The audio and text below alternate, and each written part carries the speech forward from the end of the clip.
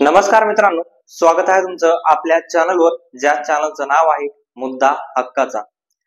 मित्रांनो, वैष्णवी हगवणे प्रकरण, ज्या पुण्यातील पिंपरी चिंचवड येथे हगवणे कुटुंबीय जे राष्ट्रवादी संदर्भामध्ये राष्ट्रवादीच्या संपर्कात होतं किंवा राष्ट्रवादी संबंधित होतं, त्या वैष्णवी हगवण्याचा खून झाला, हुंडाबळीमधून खून झाला म्हणता येईल।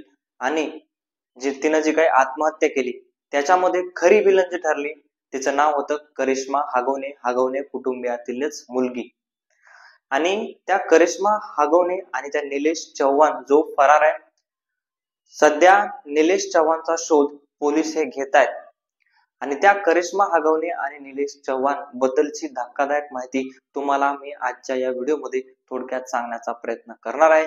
नमस्कार, मी रणजित। मित्रांनो, तुम्ही जर नवीन असाल तर चॅनलला सबस्क्राइब नक्की करा व व्हिडिओला जास्तीत जास्त शेअर करायला विसरू नका, कारण अशा प्रकारची माहिती ही लोकांसोबत गेली पाहिजे।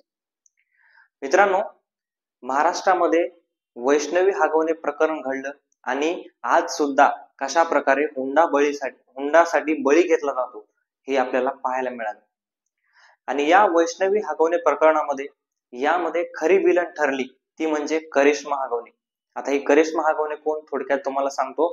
तर करिश्मा हगवणे म्हणजे हगवणे कुटुंबियांची, आनंद हगवणे यांची मुलगी, जे की पवार घराण्यासोबत अगदी हगवणे कुटुंब जोडलेलं होतं। त्या हगवणे कुटुंबियाची ही लेक आणि या लेकीचे आणि जो निलेश चव्हाण, अगदी त्याच्या संदर्भामध्ये जे काही यांची मैत्री होती, निलेश चव्हाण आणि करिश्मा हगवणे याची, या दोन व्यक्तींची मैत्री असल्या कारणामुळे आता या सगळ्या गोष्टीमध्ये उघड पडलेलं आहे की यांच्यामुळेच वैष्णवीनं आत्महत्या केली। वैष्णवी हगवण्याची जी नणंद होती म्हणजे करिश्मा हगवणे, करिश्मा हगवणे इतकी क्रूर आणि विकृत मानसिकतेची होती। तर निलेश चव्हाण जो कसा विकृत होता हे आपण पाहिलं। तर निलेश चव्हाण कसा विकृत होता, तर निलेश चव्हाण काय करायचा, स्वतःच्या बायको सोबत संबंध जो बनवत होता तो रेकॉर्ड करायचा, स्पाय कॅमेराने रेकॉर्ड करायचा। आणि तो स्पाय कॅमेरा कुठं लावलेला असायचा, तर कधी फॅनवर लावायचा, कधी एसी वर लावायचा। आणि हे त्याच्या बायकोला माहिती नव्हतं, परंतु एके दिवशी त्याच्या बायकोनं सुद्धा निलेश चव्हाणला विचारण्याचा प्रयत्न केला गेला होता की स्पाय कॅमेरा म्हणजे नेमकं आता फॅनवर फिरताना दिसायचा, पण तिने एका दिवशी विचारलं की हे काय आहे, फॅनवर हे काय दिसतंय आहे। तर त्यानं त्याच्यावर कुठलाही उत्तर दिलं नाही, परंतु त्यानं तिथली जागा बदलली आणि जागा बदलल्यानंतर एसीला लावलं त्यानं स्पाय कॅमेरा। आणि एसीला ज्यावेळेस लावलं त्यावेळेस तिथं सुद्धा तिला दिसलं, तिनं तिथं सुद्धा विचारण्याचा प्रयत्न केला, परंतु तिथं सुद्धा त्यानं माहिती सांगितली नाही। आणि एके दिवशी निलेश चव्हाण ज्यावेळेस घराच्या बाहेर गेला त्यावेळेस त्या निलेश चव्हाणच्या बायकोनं निलेश चव्हाणचा लॅपटॉप चेक केला। आणि ज्यावेळेस हा लॅपटॉप चेक करण्यात आला त्यावेळेस निलेश चव्हाणच्या बायकोला निलेश चव्हाण कशा प्रकारे विकृत मानसिकतेचा आहे, स्वतःच्या बायकोसोबत जे काही शरीर संबंध बनवत होता आणि तो सगळे स्पाय कॅमेऱ्याने रेकॉर्ड करत होता आणि वेगवेगळ्या महिलांसोबत सुद्धा शरीर संबंध त्यानं बनवलेले होते आणि ते लॅपटॉप मध्ये रेकॉर्ड केलेले होते। ज्यावेळेस ही विकृत मानसिकता त्या निलेश चव्हाणच्या पत्नीनं निलेश चव्हाणला विचारण्याचा प्रयत्न केला, विचारण्याचा प्रयत्न केला, तुम्ही असं कशामुळे केलं, तर निलेश चव्हाणनं त्याच्या पत्नीचा गळा दाबला, त्या पत्नीला मारहाण केली आणि तिथंच शांत बसलं आणि चाकूनं धाक दाखविला त्याच्या नरड्यावर चाकू ठेवून की तुला जीव मी मारेन, जर माझ्याबद्दलची अशा प्रकारची कुठेही तू माहिती सांगण्याचा प्रयत्न जर केलास तर तुला मी जीवे मारेन, अशा प्रकारची धमकी निलेश चव्हाणनं त्याच्या बायकोला दिली होती।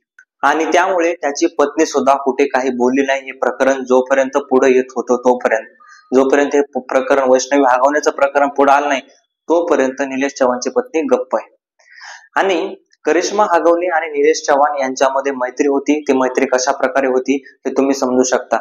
निलेश चव्हाण आणि ज्यावेळेस ही करिश्मा हगवणे ही मैत्री होती त्यावेळेस त्यांची विकृती ही सेम दिसून येते। आता कशा प्रकारे, तर निलेश चव्हाण कशा प्रकारे विकृत होता हे तर आपण पाहिलंच। करिश्मा हगवणे एवढी विकृत होती की करिश्मा हगवणे त्या वैष्णवी हगवणेच्या तोंडात अक्षरशः थुंकली होती।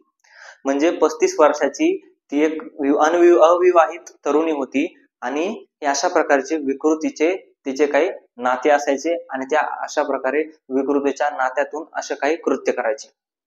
आणि मित्रांनो, या सगळ्या गोष्टीमध्ये आता हगवणे कुटुंबीय हे सापडलं जरी असलं तरी सुद्धा निलेश चव्हाण हा याच्यामधला महत्वाचा आरोपी मानला जातो. कारण निलेश चव्हाणकडे जे छोटस वैष्णवीचं बाळ होतं ते निलेश चव्हाणकडे ह्यांना सांभाळायला दिलेलं होतं ज्यावेळेस हे फरार होणार होते. आणि त्याचं कारण म्हणजे वैष्णवी आणि त्याचं कारण म्हणजे करिश्मा हगवणे आणि निलेश चव्हाण याच्यामधले मैत्रीचे असणारे संबंध.